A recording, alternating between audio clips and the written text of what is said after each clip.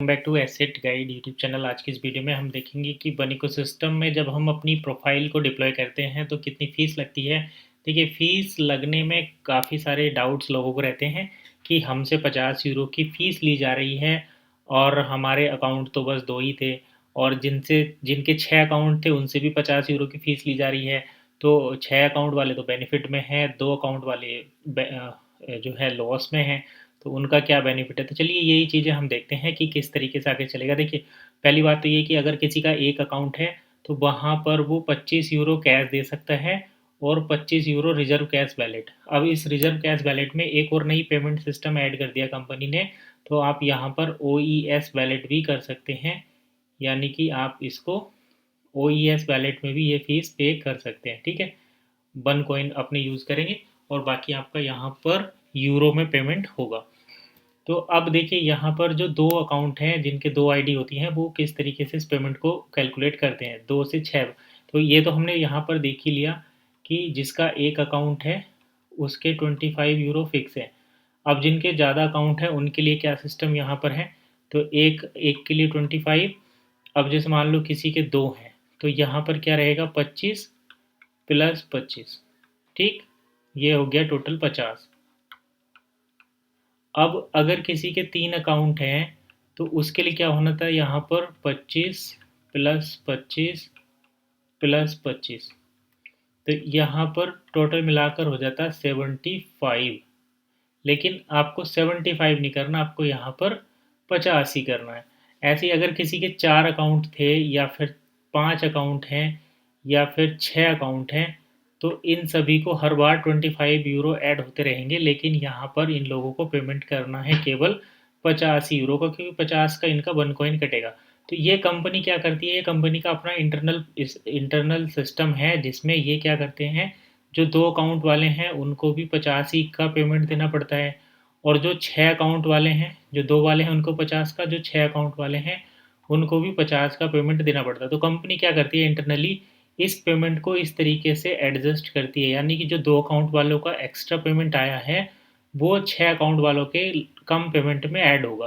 क्योंकि देखिए, कंपनी क्या है कि ये एक रिवर्सिबल प्रोसेस है, यानी कि कंपनी अपने पास से कोई भी पेमेंट किसी को नहीं कर रही। ठीक है, यहाँ पर कंपनी क्या कर रही है, अगर किसी से लो अमाउंट लिया गया है तो जिसको हाई अमाउंट में एडजस्ट भी किया जाएगा किसी के। ठीक है, अगर यहाँ पर किसी को प्राइस में डिस्काउंट मिला गया है तो यहाँ पर किसी से एडिशनल प्राइस जो है वो लिया जाएगा। तो यही डिप्लॉयमेंट का सिस्टम है।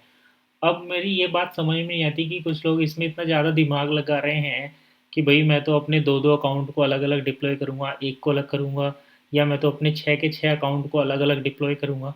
तो भाई इतना दिमाग तो आप लगा सकते थे ओईएस में ज्वाइनिंग के टाइम पर।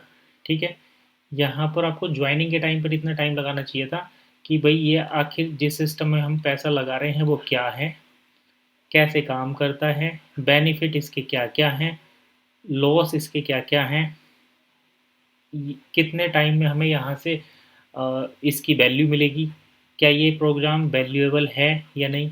तो देखिए, जब हम लालच में रहते हैं ना तो हम इन चीज़ों का बिल्कुल भी ध्यान देते नहीं हैं।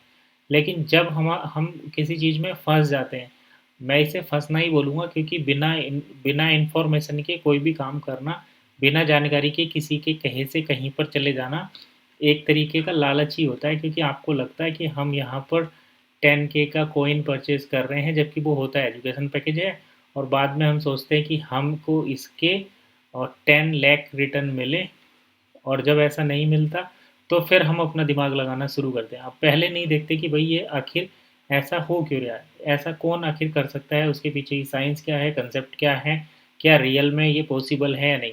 तो इन चीज़ों पर आप ध्यान लगाओ कि ये किस तरीके से होगा। यहाँ पर ऐसा नहीं है कि भाई आप केवल इसमें डिप्लॉयमेंट में ही लग रहे हैं। मैं तो ये कहता हूँ कि आप डिप्लॉयमेंट भी क्यों कर रहे हो, वाई यू आर डिप्लॉयमेंट, जब हमें पता ही है कि इसमें हम कितना रिटर्न ले सकते हैं, कितना बेनिफिट ले सकते हैं, तभी तो आपको डिप्लॉयमेंट करना। देखिए, अगर किसी भी चीज़ के होने की परसेंटेज 100% होती है, लेकिन यहाँ पर ओईएस में 7 to 8 ईयर्स आप लोग वेट कर चुके हैं।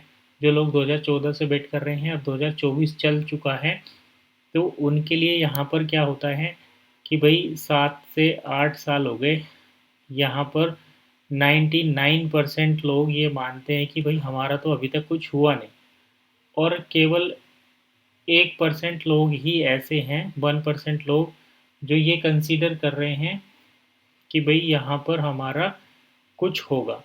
तो अगर उस 91% में से आप भी 1% हैं, और 1% ये कंसीडर करते हैं कि वन इकोसिस्टम को हम फ्यूचर में किसी न किसी तरीके से यूज़ कर पाएंगे, हमारे इन्वेस्टमेंट पर कोई वैल्यू मिलेगी। मैं इसको इन्वेस्टमेंट नहीं बोलता, लेकिन आज मुझे कहना पड़ रहा है ये कि भाई हमारे इन्वेस्टमेंट पर अगर हमें कुछ रिटर्न मिल रहा है तो आपको डिप्लॉय ज़रूर करना चाहिए, ठीक है। और अगर आपको लगता है कि भाई ये सब यूज़लेस है, हमारा पैसा एक्स्ट्रा में जा रहा है, चाहे वो ईमेल चेंज के नाम पर हो। देखिए लोग क्या करते हैं ना, ईमेल चेंज करते हैं, KYC करते हैं, यूरो करते हैं ट्रांसफ़र, गैस सेल करते हैं, इसके साथ साथ टिकट सेल करते हैं। कंपनी खुद ये काम कर रही है, जब कंपनी कर रही है तभी तो दूसरे लोग कर रहे हैं। कंपनी भी ईमेल चेंज की फ़ीस ले रही है।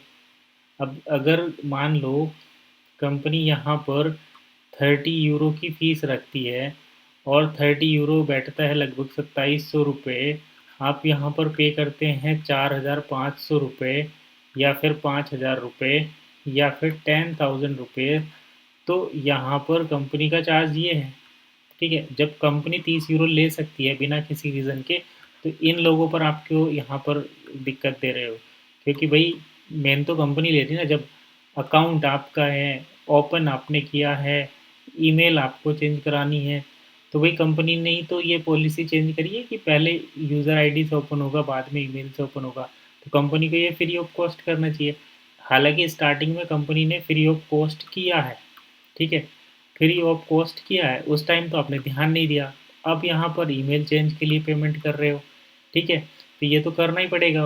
वैसे ही डिप्लॉयमेंट है, जिनका ऑलरेडी पहले डिप्लॉयमेंट हो गया, तो पहले 25 टोटल यूरो लगते थे, तो यहाँ पर 12.5 कैश और 12.5 रिज़र्व कैश लग रहे थे। अभी फ़िलहाल में क्या हुआ कि इसको 50 यूरो कर दिया, जिसमें से 25 कैश लग रहे हैं और 25 रिज़र्व लग रहे हैं, या फिर ये सब्स्टिट्यूट है, इस पर आप 25 यूरो के 1 भी दे सकते हैं, ठीक। इसके बाद अब डिप्लॉयमेंट के साथ साथ ये हो गया कि भाई जो डील सेकर कन्वर्जन पूल है, डील सेकर कन्वर्जन पूल DSCP, उसको केवल पॉलीगन पर डिप्लॉयड लोग ही यूज कर सकते हैं। और डील सेकर कन्वर्जन DSP जो होता है, डील सेकर पूल DSP, इसको डिप्लॉयड अकाउंट वाले ही यूज कर सकते हैं। तो इसीलिए ये यूज़फुल है।